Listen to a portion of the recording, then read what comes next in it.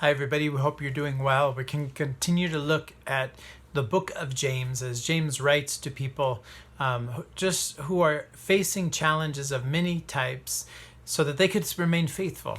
I had a conversation with a friend a few weeks ago, and we hadn't seen each other for a long time. We don't see each other that often. And as he left, he said, well, at least 2021 is going to be better than 2020.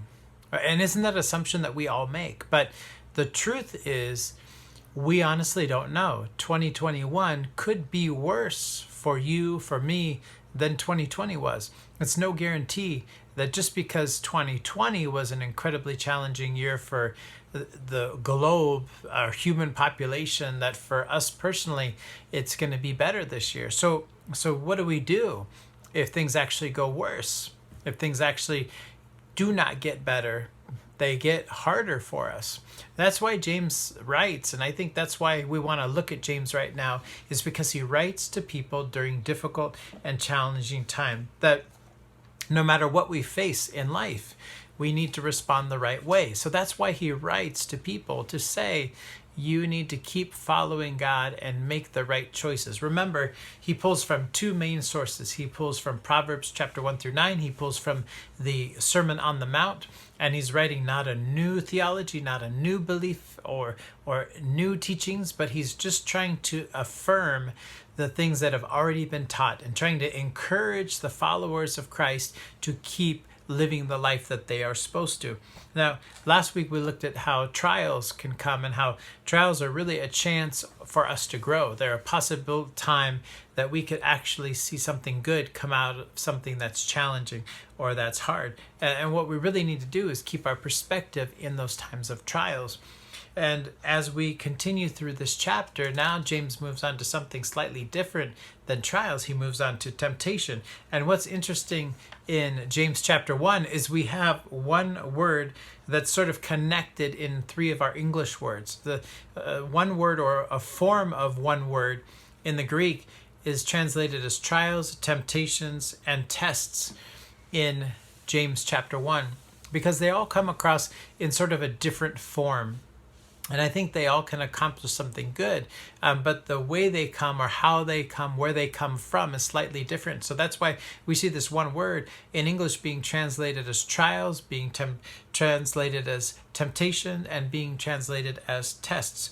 Because I hope you understand that when we begin to follow Jesus, it does not mean that all the hard things go away. If anything, it actually means that things in life could actually get harder when you choose to follow Jesus. So now we're going to read and see how temptations are a part of the follower of Christ's life as well. Not just tests, not just trials. Those are going to come as a part of life, but temptations are a part of our lives as well. So I'm going to read out of James chapter 1, verse 12 through 15. It says this: Blessed is the one who perseveres under trial, because having stood the test, that person will receive the crown of life that the Lord has promised to those who love him. Now, when tempted, no one should say, God is tempting me, because God cannot be tempted by evil, nor does he tempt anyone. But each person is tempted when they are dragged away by their own evil desire and enticed. Then, after desire has conceived, it gives birth to sin, and sin, when it is full grown, gives birth to death. So verse 13, when James says this, when someone's tempted, they shouldn't say, God is tempting me. It's almost like James is saying, when you are tempted, don't dare. You should not dare say it's from God. Right? That temptation is not from God. Don't make this about God. When we're tempted, it's about us. It's about struggles that we have. God isn't tempted, and he doesn't tempt. But he goes on in verse 14, and he shows us that the origin or the source of our temptation is linked to our desires, right? So the tempting comes from our own desires. You could even say our own weaknesses sometimes. That testing came from God, but these temptations come more from us. So if you struggle with something, right, when that thing comes into your life, it's going to be a bigger temptation than for someone else who doesn't struggle with the same exact thing, right? So if you really struggle with what people say about you, if you really need words to affirm you, and when you get negative words that actually can tear you down, that could really tempt you into beginning to have a lot of self-hate or negative thoughts about yourself. But if that doesn't bother you, it's not going to tempt you as much in that way. If you are tempted to participate in gossip, when you hear somebody gossip about somebody else, then you just naturally want to gossip, and then you go into all this. Then when that happens, right, it's a temptation for you to fall into that. But if you're not into talking about people or gossiping, and like no interest, and you've already said I'm not going to do that, then there's no temptation for you. If somebody hands you $1 million and trusts you to protect that $1 million, and you don't struggle with money or finances or spending at all, then there's really no temptation to just hold on to that $1 million like the person asked you to. But if you struggle with finances or with spending money or with abusing money, when that money is in your hands, $1 million, like they don't need the whole $1 million. I mean, I could just take 100,000, they'd be okay with it, right? I could get my Tesla that I always wanted. And so it becomes a temptation. So I hope you can see that we're not all going to be tempted in the same way. Right, but when we do get tempted, James really wants us to understand that it's not from God. It's from ourselves, and it's from our own desires. Now, sometimes those desires are fine, right? It's good to want to succeed. But if we want to succeed at any cost, then it becomes negative, right? And so a lot of times we end up blaming God, I think, for things that have nothing to do with him. So when we get tempted by something, we say, God, why are you doing this? But James is trying to say it's not God, right? It's you. Or even when things don't go right, we say, God, why did you do this? How do we know God even did that? So a lot of times we blame God for things that he didn't even do. I mean, it's like walking into your house and somebody's saying, why did you eat that piece of cake? Or why did you drink my drink? And you're just standing there like, I didn't. Right? And then I look at my kids or I look at my wife and I'm like, did you do it? And they're like, I'm not saying anything. You got blamed, right? So a lot of times we blame God for things that I don't think are even fair to blame him for, things he didn't even do. I mean, I remember my first speeding ticket. I was excited. I had just gotten accepted to college. It was a Friday, so I was done with classes. I was on my way to work, and it was payday. So it was all these multiple of things that made me happy, right? I was going to go get my paycheck. I didn't work on the weekends, so I was getting ready to be off for the weekend. School was done for the week. I had just gotten an acceptance letter to college, and everything was good. And I was waiting at this red light, and the light turned green, and I just took off. I didn't intentionally speed, right? But I did speed, and as this road sort of went on this hill over a little river, and then as you come down, obviously you're going to pick up more speed, right? And so as I came down, I picked up more speed, and right on the other side there was a cop with a radar gun just pointed right at me.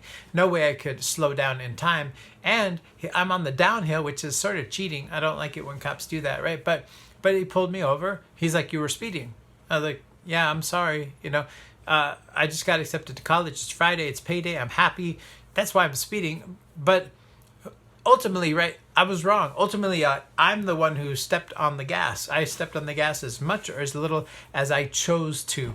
God didn't do anything. God didn't force me to speed. God didn't put the cop there to teach me a lesson. It's my fault, right? It's my fault. And so a lot of times we say, God, why did you do this? When it wasn't even God at all. And James is trying to say is, don't you dare say when you're tempted that it's God, because the temptations actually come from us. And verse 15 shows us that's the moment where we cross the line. That's the moment where we decide to do it, right? Verse 15, he says this, then after desire has conceived, it gives birth to sin. And sin, when it's full grown, gives birth to death. So this whole process sort of happens as we're tempted because of some struggle or weakness, that we are prone to have. But that temptation in and of itself, it's not a sin, right? That is linked to a desire. Now, sometimes desires can be good, right? There are good desires, but sometimes when they're taken out of control, they can become bad. But there becomes a point, there becomes this line where as you cross that line, you've gone too far, right? And that's when James says, after desire has conceived, it gives birth to sin, right? And what's interesting about trials, about tests, and about temptations is James says they all are different forms of the same word. So they're all related. But at least this is how I think of it. God doesn't tempt, right? Tempting comes from me and my own desire, but trials are a part of life, and tests are a part of life too. And God sometimes tests us, right? So the trials I think of just life naturally happening. Right, the temptations I think of as my own weakness and things that I'm prone to be tempted in. The tests, though, could be just natural in life, but also there are times in the scriptures where we even see God or Jesus test people, saying something to test people. Like in John chapter 6, when Jesus fed the 5,000, he said to Philip, "You feed him," to test him. Right, so there's this aspect of God testing us as well. But we have to acknowledge that as we look at this passage about temptation, that temptations are real. They come from within, but God will always offer something better. Because remember in the Lord's Prayer, he said, "Lead us not into temptation, but deliver us from evil." So temptations are like trials or tests. That's why I think James uses the same exact word. But we sort of could see two progressions. If we looked last week at those trials, right? Trials come and then we are tested and then we try to be faithful and then it helps us to move to wholeness. And then it even ends with saying that we'll receive the crown of life if we will sort of pass that test. So the trials of life, the difficulties of life, experiencing a pandemic, struggling in school, a relationship, losing a job, not knowing what's next in life, losing a loved one, whatever it is, a health issue, all of these things are trials or tests, right? And if we can keep perspective in the difficult times of life, it will grow us, it will mature us, it will help us be whole or complete. And if we live life that way, James says one day you'll get a crown of life. So that's sort of the positive view of the word trial or test or temptation that James is using. So in James's mind, what's being tested is truly our love of God. Right? That's in verse 12. He says the crown of life will be given to those who love God. But later, right, what's actually being tested is our faith. But also if we love God. Now the temptations are linked to our desires. So if you could almost think of a different progression, we see a temptation come linked to our desires. They maybe could start innocently, like wanting to be successful, wanting to earn money, but they actually could turn into an evil desire, like trying to be greedy, for example, being too materialistic, for example. And then that desire almost becomes like a lure that tries to get a fish, pulling us in until poop, it gets us. And that's the point James says we cross the line, or that's conception that happens. And that's when sin happens and sin leads us to death. Now, God doesn't push us to that point or even direct us to that path. That's what James wants us to make clear. There's going to be tests that come, there are going to be trials that come, but whenever you're tempted, never ever point the finger at God. So he says this in verse 16 through 18. So don't be misled, my brothers and sisters. Whatever is good and whatever is perfect is a gift coming down to us from God our Father, who created all the lights in the heavens. He never changes or casts a shifting shadow. He chose to give birth to us by giving us his true word. And we, out of all creation, became his prized possession. So there's good gifts. There's good things in life. They don't really come from us, right? They come from God. Those are the things that God gives us, and we will get to experience them. God came so we could live life to the fullest. The thief comes to destroy, and then the things that lure us away in the end just lead us to death, is what James is trying to teach us. So if you are looking like a fish in the water, looking at that lure, swim away from temptation, right, and swim towards God, and we will experience fulfillment. So do I assume that 2021 is going to be better than 2020? I don't. I hope so, but I don't, because I also had some great things happen in my life in 2020. But then, right, what happened on January 6th when people stormed the Capitol in the U.S.?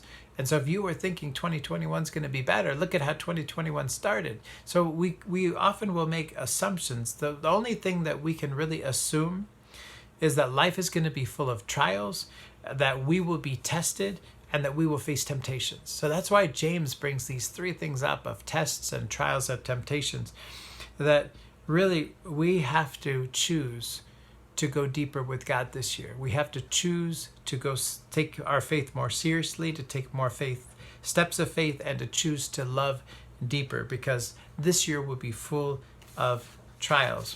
Next week, we're going to look at the last thing out of James chapter 1, which talks about anger. But keep in mind that progression and the path, and try to always see that as long as we can keep perspective and keep moving closer to God, we can end up on the right path all the time.